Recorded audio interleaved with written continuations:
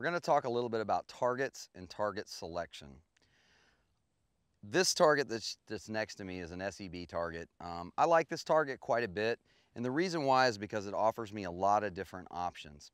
Now, I'm not married to this target in any way, shape, or form, but what I like when I'm selecting a target is a target that gives me a couple of different things.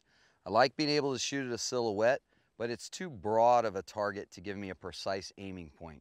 It's great when I'm training to shoot at people for defensive situations or police work or military work, but again, I have to very much be conscientious about where I select to shoot at.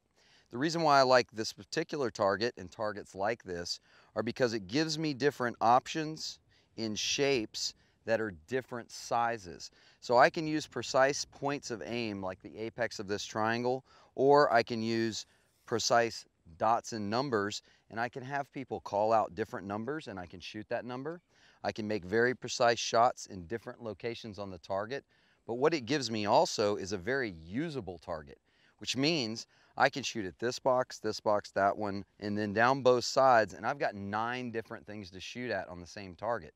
If I'm gonna have to go spend my hard-earned money on a target, I'd like to use it for a lot of different things, and I'd like to be able to shoot at it a lot before I have to replace it. So a lot of times when I'm looking for targets, I'll look for something that gives me not only broad aiming solutions, but also gives me finer aiming solutions when I want to try to work on the true accuracy of developing my rifle skills. Now, a lot of people will not shoot paper and they're real fans of shooting steel. I love shooting steel. I think it's a very valuable tool. Steel, when you shoot at it, gives you immediate feedback. It's gratification from ringing that steel. When you shoot it, you know you hit your target. The problem with steel is steel targets are typically fairly large. They're about silhouette size or man size, chest size plates. And the problem with that is you get lulled into a false sense of security about your accuracy when you're just ringing a piece of steel.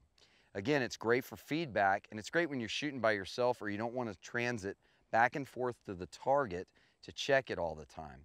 Now, you can see where your strikes hit steel if you'll paint that steel, because it'll chip the paint off in the areas where you hit it. However, again, a lot of guys start shooting steel before they're really proficient enough to shoot very small groups like this one or this triangle.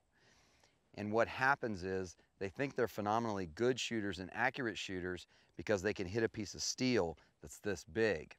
So again, watch what size targets you use. And I really like paper because I'll take the extra time to walk up and check a target just to see exactly where I am. If I've strung a group out too far, if I'm not controlling my trigger or my breathing correctly and I've let that group get too big, I can see that very well on paper, and I can also see it very well if I've picked a very fine aiming solution. And so I like targets that give me a lot of variety. Look around, there are a myriad of targets out there. Find ones that work for you. Find ones that give you the ability to really hone your skills in and get very, very accurate. And those are the kinds of targets, and that's the kind of training that will get you to the next level.